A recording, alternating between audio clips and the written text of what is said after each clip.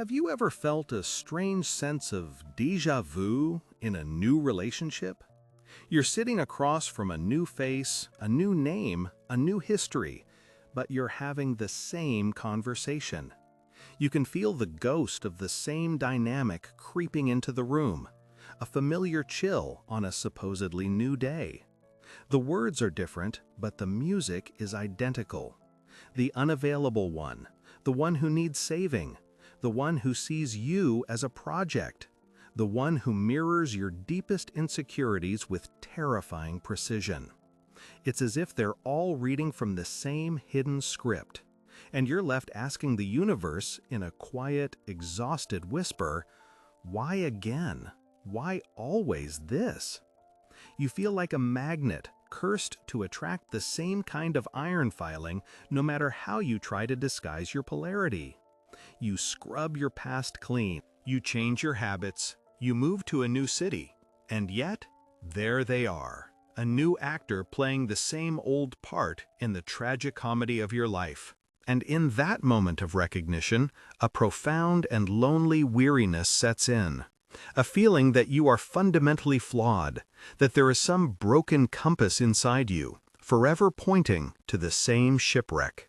But what if I were to tell you that this pattern, this repeating cycle that feels like a curse, is not a sign of your brokenness at all?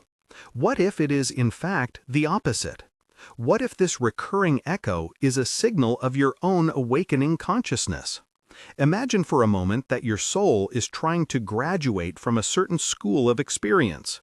The universe, in its infinite and sometimes frustrating wisdom, doesn't just hand you a diploma.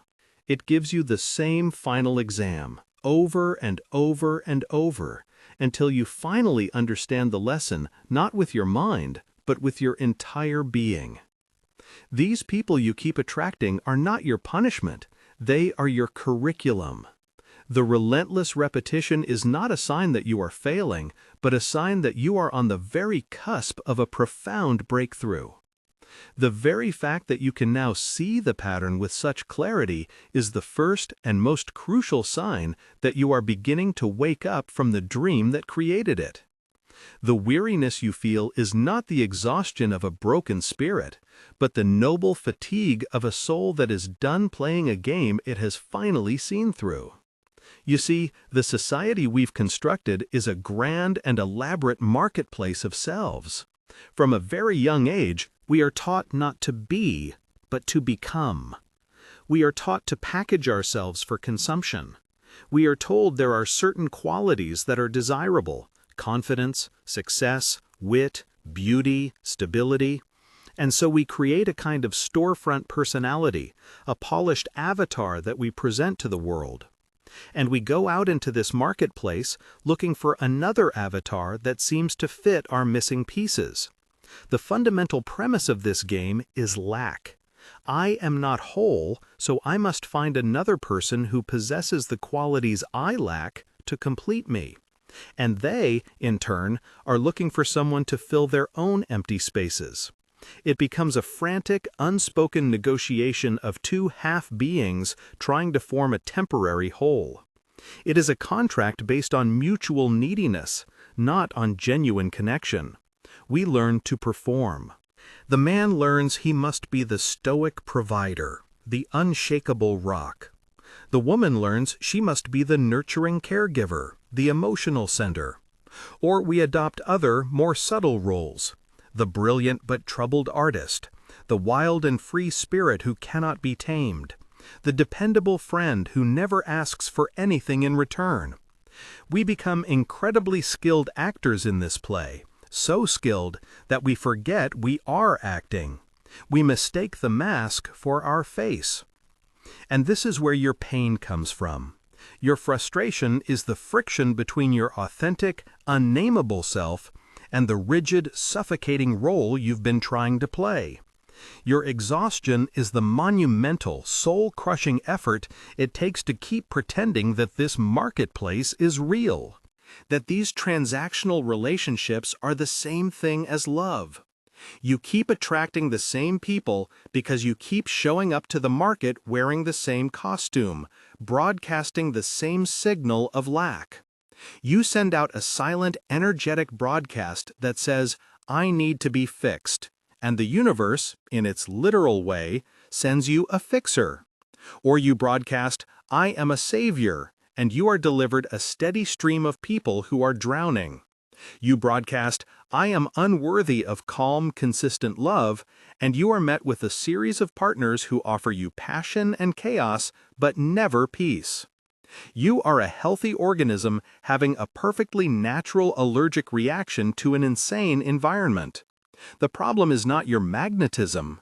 It's the entire game of false selves and mutual projection that you have been forced to play. The very fact that the game now feels hollow, that the repetition feels unbearable, is a sign that your true self is stirring within, rattling the bars of its cage, and it is desperate to stop the performance. This is the great and beautiful revelation. This is the moment where the script is flipped and the light comes on. The pattern is not your prison, it is your map to freedom. Every person you have attracted is a messenger, pointing directly to an unhealed, unacknowledged, or unloved part of yourself. Let us look at this not with judgment, but with the gentle curiosity of a scientist of the soul. Think for a moment about the person who needs saving, the one with endless drama, the one whose life is a constant fire you are expected to extinguish. For years, you saw your role as noble. You were the strong one, the capable one. But now, you are just tired. The revelation here is not that you need to find someone more stable. The revelation is that this person is a mirror for your own deeply buried belief that your worth comes from your utility. You learned, somewhere in the deep past, that love is not given freely. It must be earned through service, through fixing, through being indispensable. Your attraction to them was never about them at all. It was an addiction to the feeling of being needed, because you did not yet feel you were enough just by being. Seeing this pattern is the beginning of a revolutionary act, the act of loving yourself for your being, not for your doing. The moment you stop trying to save others is the moment you finally begin to save yourself from the exhausting illusion that your worth is for sale. The cycle breaks not when you push them away, but when you withdraw the need for them to be broken in the first place. You simply lay down your firefighting equipment and sit in the quiet warmth of your own hearth. And you find, to your astonishment, that it is enough. Or consider the emotionally unavailable one, the ghost, the one who is physically present but emotionally 1,000 miles away. They give you just enough to keep you hooked, but never enough to make you feel secure. You have spent countless hours trying to solve the puzzle of their heart, believing that if you were just a little more interesting, a little more patient, a little more beautiful, you could unlock them. But you are looking in the wrong direction. Their unavailability is a perfect, unflinching reflection of your own unavailability to yourself. In your relentless focus on them, on their needs, on their moods, on their locked doors, you have completely abandoned your own inner world. You have become unavailable to your own feelings, your own needs, your own quiet desires. You have been waiting by the door of their heart for so long that you have forgotten that you have a home of your own to return to. Breaking this cycle has nothing to do with making them more available. It is about you becoming 100% available to yourself. It is about turning your attention away from their closed door and walking back to your own, turning the key and stepping inside. It is about learning to sit with your own feelings, to listen to your own soul, to give yourself the deep, unwavering presence you have been trying to beg from another. When you are fully present with yourself, the absence of another becomes irrelevant. And a funny thing happens. When you are no longer broadcasting the energy of, "I need you to be here for me," you cease to be a match for those who are defined by their absence.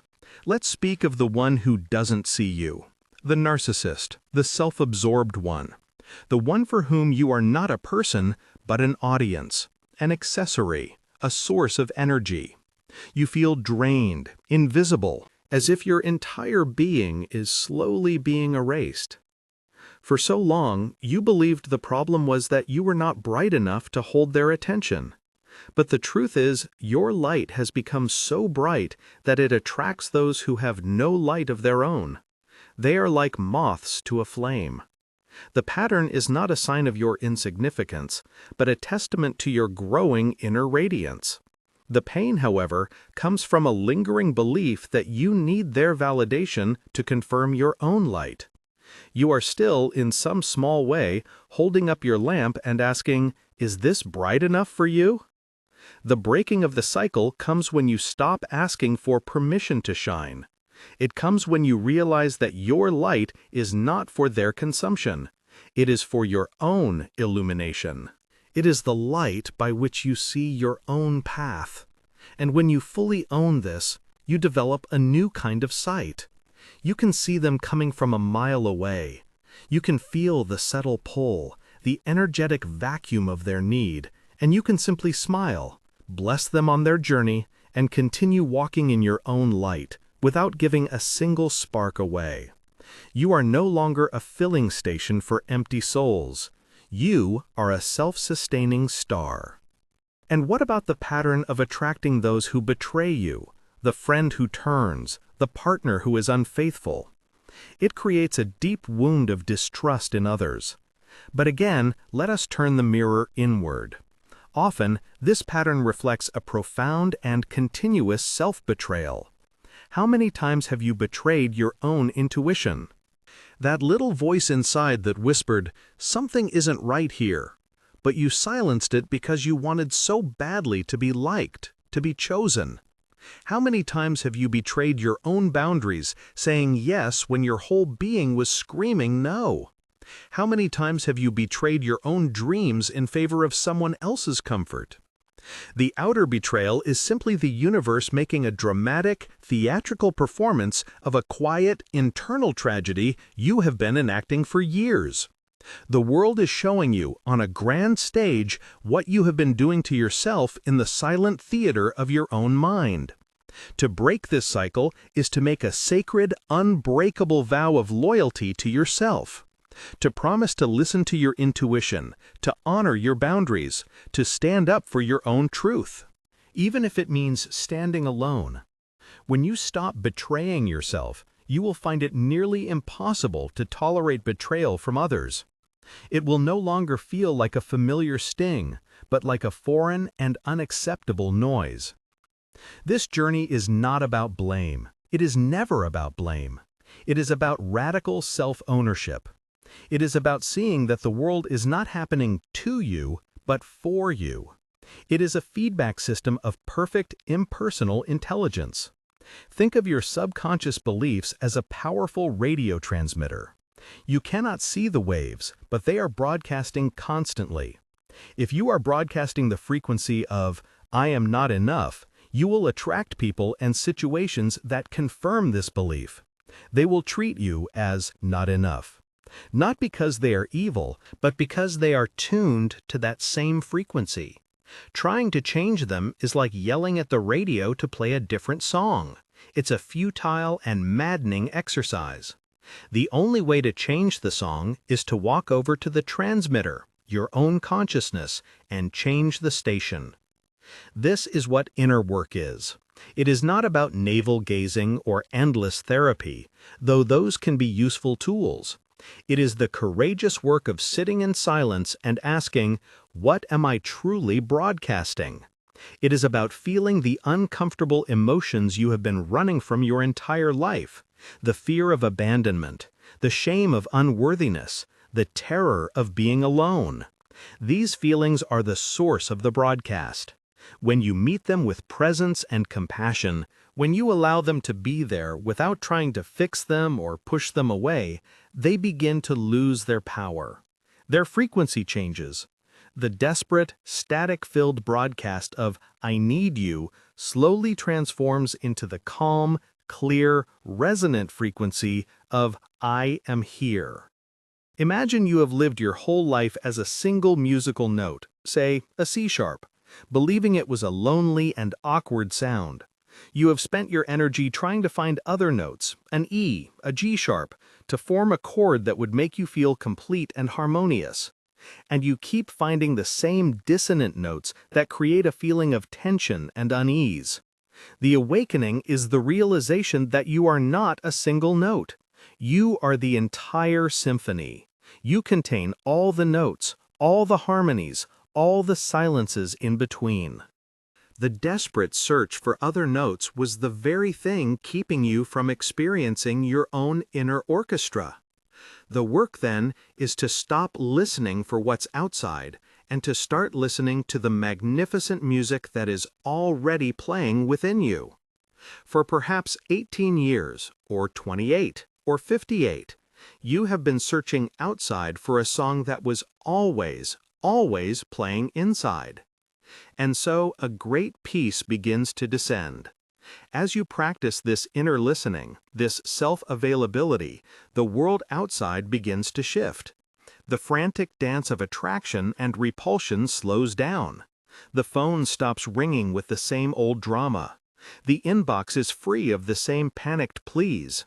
And at first, this silence can feel terrifying. It can feel like loneliness. You have become so accustomed to the noise of the pattern, the chaos of the unresolved wound, that its absence feels like a void. It is the addict's withdrawal from their drug of choice. The drama was your drug. The feeling of being needed was your drug. The chase was your drug. And for a while, you will mourn the loss of that familiar, painful excitement. But if you can stay with this silence, if you can resist the urge to fill it with the next available distraction, it will begin to transform. The void will reveal itself not as emptiness, but as spaciousness. The loneliness will ripen into a profound and dignified solitude. It is the peace of the mountain, which does not need the validation of climbers to know its own majesty. It is the stillness of the deep ocean, which does not need the approval of the chaotic waves on its surface. You stop fighting the river of life, trying to steer it towards a specific person or outcome, and you realize a far deeper truth. You are not in the river, you are the river. From this place of wholeness, your relationship to others changes entirely. You no longer enter a room scanning for who can complete you, but with a quiet curiosity about the other whole beings who are there. Connection ceases to be a need and becomes a choice. It is no longer a desperate act of acquisition, but a joyful act of sharing. You may meet someone who is not a mirror to your wound, but a window to a new landscape. Someone who does not need to be fixed and has no interest in fixing you. Someone whose dance is not a reaction to yours, but a beautiful, independent movement that happens to harmonize with your own for a time. Or you may not. And the most beautiful part is, it will be okay. The desperate hunger will be gone, replaced by a quiet, self-sufficient fullness. The happiness of your life will no longer be held hostage by the presence or absence of another person. So the next time you feel it, that old, familiar magnetic pull, that psychic tug from a person who feels like a character from an old, sad story, do not run. Do not judge. Do not even act. Just pause. Take a breath and watch. Watch the sensation in your body. Watch the thoughts that arise, and ask with a gentle, loving curiosity, "Hello, old friend. What part of me have you come here to show me today? What unhealed place inside me is vibrating in response to you?" This is how you break the cycle. Not by fighting it, not by resisting it, but by meeting it with a radical, unwavering, and compassionate awareness. The pattern is a teacher, and its final lesson is to show you how to find the love you were seeking in others, in the one place it has been all along, right here, inside you. You are not broken. You are simply, finally, waking up.